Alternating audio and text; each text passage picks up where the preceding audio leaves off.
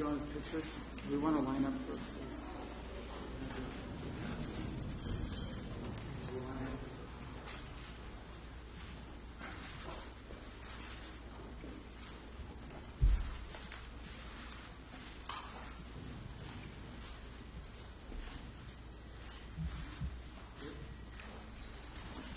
Welcome.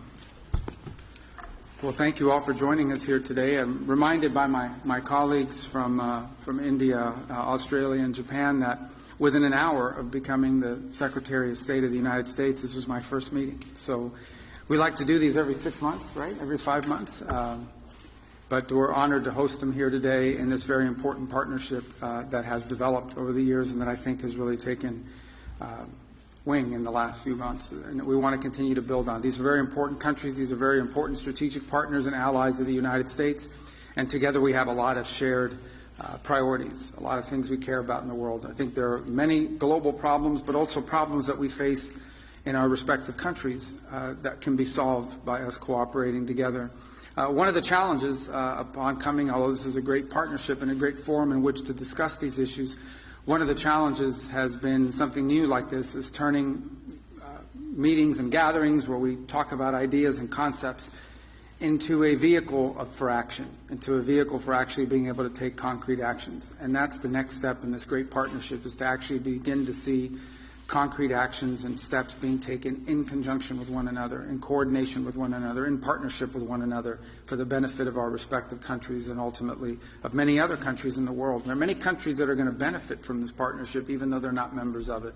And it's not simply a security matter. It's largely, in many cases, about economic development. In fact, later today we'll be hosting here in this building a number of companies. I think over 30 or 40 companies was the last count.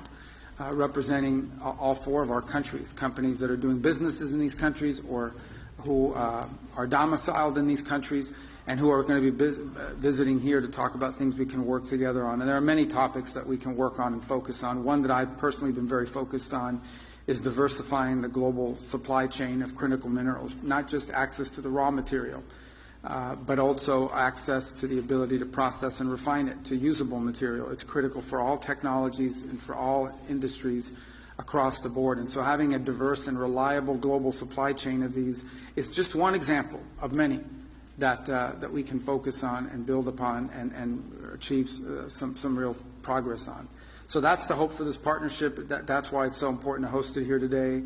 And in addition to the bilateral relationships we have with each of the three partner nations that are here, it's also important within this forum to turn it into one where we begin to focus on specific issues that we want to work together on and begin to deliver action on those issues. And today's the next step in that process. It's an honor to host them. And now I'm going to ask who's become a friend. I've seen him a number of times now in just 6 months on the job, and I was just telling him how much he travels. I follow the news, and every time I see he's somewhere else in the world, so he's been very busy. But my colleague from India, who will be followed by my colleague from Australia, and then, of course, Japan, who I've also seen quite a number of times. In fact, I've seen you more than my own children, because he's at some of the same forums that we've been on, and it's been an important partnership as well. So I'm grateful to all of you for being here today. Welcome to the State Department. Welcome to Washington. And I look forward to visiting you in your respective countries as well, and for the progress that we're making together in this very, very important partnership and forum that we've created. So thank you. Thank you. Thank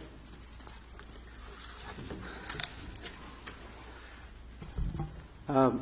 I'm very pleased to be back in D.C. for the second time this year for a Quad Foreign Ministers meeting. And let me begin by saying that we're all committed to ensure a free and open Indo-Pacific. To that end, our endeavors are devoted to promoting a rules-based international order. It is essential that nations of the Indo-Pacific have the freedom of choice, so essential to make right decisions on development and security. In the last few months, we have made significant progress in Quad initiatives. They include the maritime domain, logistics, education, and political coordination.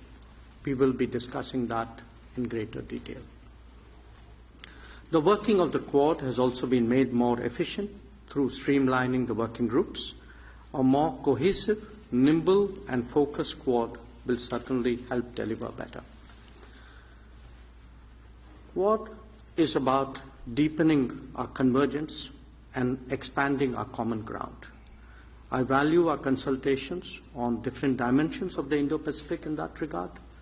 A lot is happening in the world, and I'm sure that our exchange of views will be very valuable for all of us.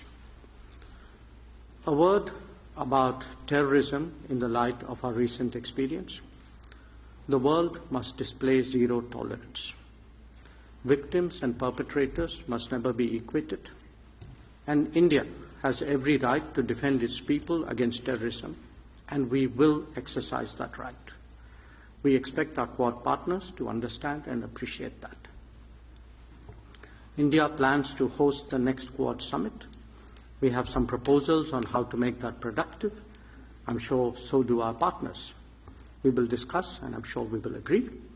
Once again, I thank Secretary Rubio for hosting us today, and I look forward to our discussions. Thank you.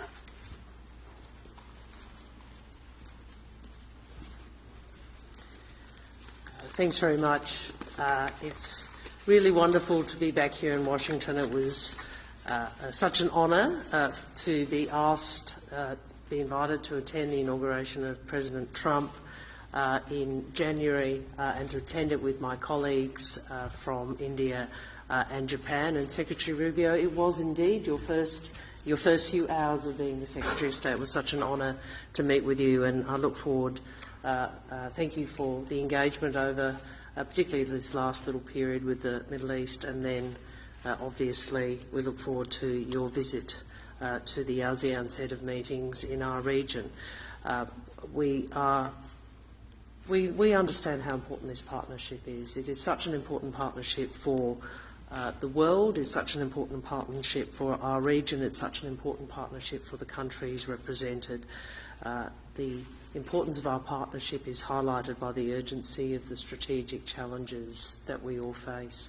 In his testimony to his confirmation hearings, the Secretary spoke about the future of the 21st century being made in this region, being shaped in this region, and Australia agrees.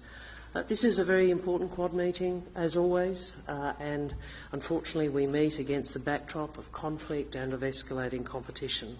So it has never been more important for us to harness our collective strength for peace, for stability, for prosperity in the Indo-Pacific and for all our peoples.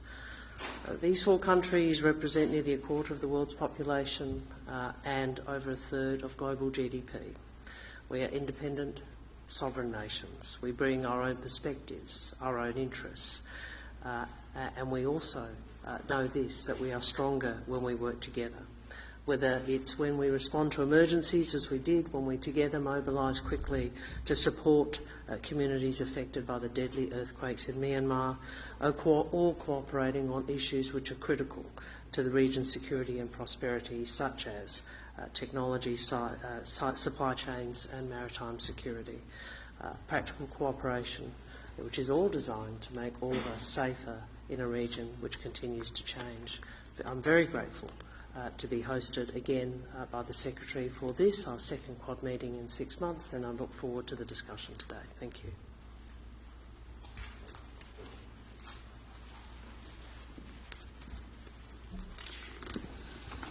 本日、マルコのイニシアティブで、本年2回目の日米豪印外相会合を開催できることを大変嬉しく思います。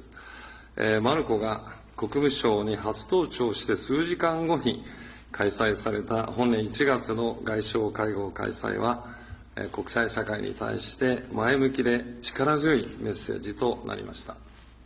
Today, I'm pleased to convene the second Quad Foreign Ministers meeting of this year, thanks to Marco's initiative. The previous Foreign Ministers meeting in January took place just a few hours after Marco's first day at the State Department, and I believe that sent a positive and strong message to the international community. それから半年のタイミングで再度日米豪印の外相がワシントン DC に集うことができたのはクアッドの結束の強さと重要性を示すものであります。The fact that the 4 foreign ministers are once again gathering here in Washington, D.C. only 6 months later demonstrates the strength of the unity and the importance of the Quad. 現在、中東や欧州では様々な混乱が起きております。我々4カ国が位置するインド太平洋は世界人口の半数以上を要する世界経済の成長エンジンであり、インド太平洋地域の平和と安定は国際社会の繁栄にとって不可欠であります。インド太平洋地域の平和と安定のために、地域の大国である日米豪印4カ国が果たせる役割は大変大きなものがございます。Currently, there is turmoil in the Middle East and Europe. The Indo-Pacific region, where our 4 countries are located, is the growth engine of the global economy, accounting for more than half of the world's population. With this, the peace and stability of the Indo-Pacific region are essential for the prosperity of international community. The 4 countries, as major powers in the region, have an important role to play in ensuring peace and stability in the Indo-Pacific region. 本日は現下の国際情勢について戦略的な観点から議論を深めたいと思います。また、自由で開かれたインド太平洋の実現のために、地域諸国に裨益する今後の協力などについてしっかりと意見交換したいと思います。ありがとうございます。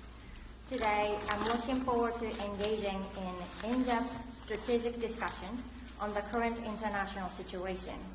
Additionally, we will exchange views on future cooperation that will benefit countries in the region in order to advance the realization of a free and open Indo-Pacific. Thank you very much. Thank you.